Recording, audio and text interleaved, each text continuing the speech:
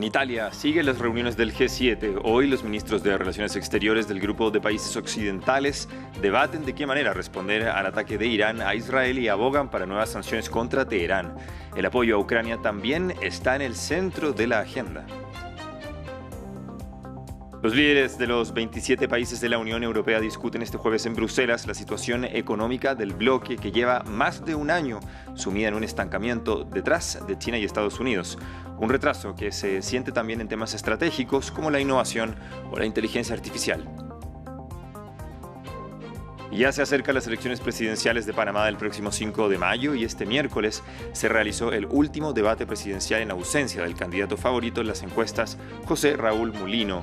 La corrupción, el empleo y la sostenibilidad fueron algunos de los temas centrales. Bienvenidos a las noticias esta mañana de jueves. Soy Francisco Velasco de la Fiori y es un gusto estar con ustedes en France 24. Vamos a arrancar este noticiero con la reunión de los ministros de Relaciones Exteriores del Grupo de los 7 en la isla italiana de Capri, que preside actualmente Italia. La agenda está marcada por los llamados a imponer nuevas sanciones contra Irán por el ataque realizado a Israel. No obstante, se espera que los líderes del G7 hagan un llamado conjunto para que Israel actúe con moderación después del ataque sin precedentes del fin de semana. Josep Borrell, jefe de la diplomacia europea, se mostró preocupado por la situación en Medio Oriente. No quiero exagerar, pero estamos al borde de una guerra con Medio Oriente que provocará conmociones en el resto del mundo y en particular en Europa. En tanto, en la cita también la guerra en Ucrania estuvo en el centro de la discusión. Los jefes de la diplomacia del G7 condenaron nuevamente a Rusia y reafirmaron la urgencia de ayudar a Ucrania para que pueda defenderse de los ataques rusos, mientras Kiev reclama desde hace meses más armamento. Escuchemos las declaraciones de Antony Blinken, secretario de Estado de Estados Unidos, y Dmytro Kuleba, ministro de Relaciones Exteriores ucraniano. En este momento es urgente que todos los amigos y aliados de Ucrania maximicen sus esfuerzos para brindarle a Ucrania lo que necesita para continuar defendiéndose eficazmente contra esta agresión rusa. El único tema en mi agenda ministerial aquí en el G7 es la defensa aérea y por razones obvias el papel de Estados Unidos en materia de defensa aérea es fundamental. Justamente sobre el tema de la ayuda a Ucrania en Estados Unidos, la Cámara de Representantes debe votar el Senado paquetes multimillonarios para Ucrania, Israel y Taiwán, tal y como ha solicitado el presidente Joe Biden. Pero desde hace meses el líder republicano está envuelto en una guerra interna contra la oposición, librada dentro de su propio campo por los diputados republicanos más radicales cercanos a Donald Trump. A pocos kilómetros del frente, estos soldados ucranianos disfrutan de un pequeño respiro. Se ven obligados a guardar todas las municiones que tienen porque no tienen suficientes. Su batalla contra las tropas rusas se libra en su propio terreno, pero también a miles de kilómetros en otro campo de operaciones, en Washington, en la Cámara de Representantes. Tras meses de bloqueo, este sábado se votarán los paquetes de ayuda económica y militar a Israel, Taiwán y Ucrania. Firmaré esta legislación inmediatamente para enviar un mensaje al mundo. Estamos con nuestros amigos y no dejaremos que Irán o Rusia ganen. Los textos prevén 26.000 millones de dólares de ayuda para Israel, varios miles de millones más para Taiwán y sobre todo 61.000 millones de dólares de ayuda, principalmente militar, para Ucrania. No es exagerado decir que cada día cuenta. El Congreso debe actuar esta semana para ayudar a Ucrania e Israel a defenderse de Vladimir Putin, Rusia y el régimen iraní. El Congreso debe actuar. Pero en las filas de los republicanos más radicales se sigue rechazando la ayuda a Kiev hasta el punto de amenazar a su propio portavoz. Hace un año, el ala más extrema del partido consiguió la cabeza del líder republicano Kevin McCarthy. El miércoles, la trumpista Marjorie Taylor Greene no dudó en revivir la posibilidad de una moción de censura. Joe Biden acaba de anunciar su apoyo al proyecto de ley que Mike Johnson intenta aprobar. Johnson no es nuestro líder, es el suyo. Por su parte, Mike Johnson insiste en que no dimitirá. Un voto sobre el paquete de ayuda el sábado le garantizaría una victoria en medio de la pelea republicana. Vamos a continuar en Estados Unidos. El juicio político contra Alejandro Mayorkas, el secretario de Seguridad Nacional del gobierno de Joe Biden, no pasó del Senado. El resultado, un voto unánime del Partido Demócrata descartando todos los cargos presentados por los republicanos de la Cámara de Representantes. Los republicanos lo acusaban de no hacer cumplir las leyes migratorias en medio del repunte de los extranjeros cruzando las fronteras. Veamos más detalles en el siguiente informe de Rodolfo Asomosa. Mayorkas no irá a juicio.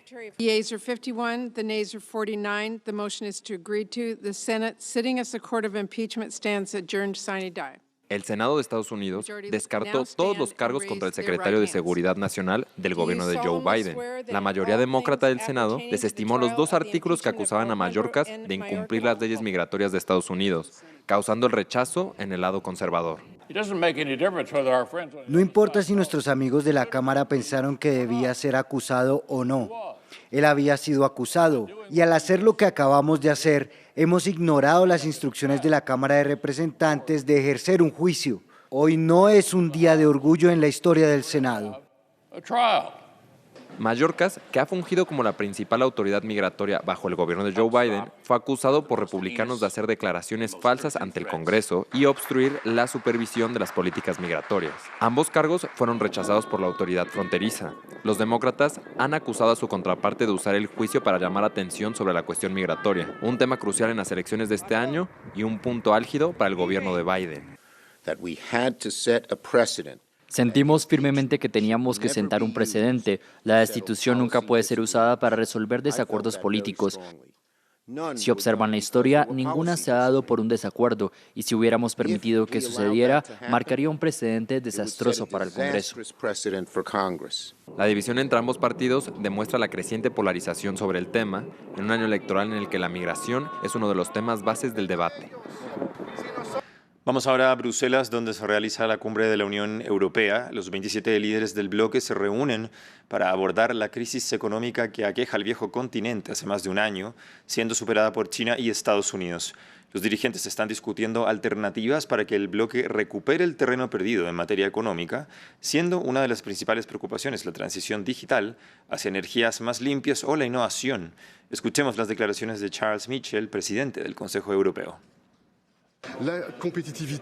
La competitividad es cuestión fundamental. Nos enfrentamos a desafíos complicados, el desafío climático, el desafío digital, la urgencia de invertir más en seguridad y defensa. También hay cuestiones demográficas. Y para esto hay una respuesta. Es fortalecer el mercado interior, es mejorar la regulación, desarrollar un verdadero mercado energético y desarrollar y liberar inversiones estratégicas. Eso es lo que está en juego. El próximo 5 de mayo, los panameños elegirán en una sola vuelta a su próximo presidente. 6 de los 8 candidatos participaron en el último debate presidencial del Istmo.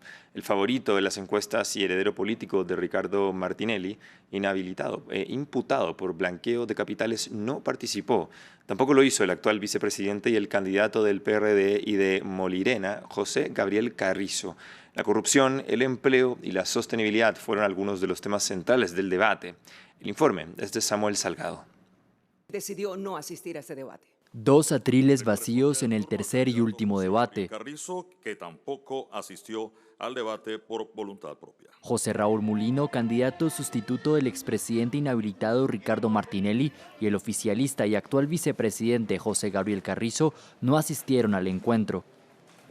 Carrizo condicionó su participación a la ausencia de Mulino, quien encabeza las encuestas y no asistió a ninguno de los debates presidenciales.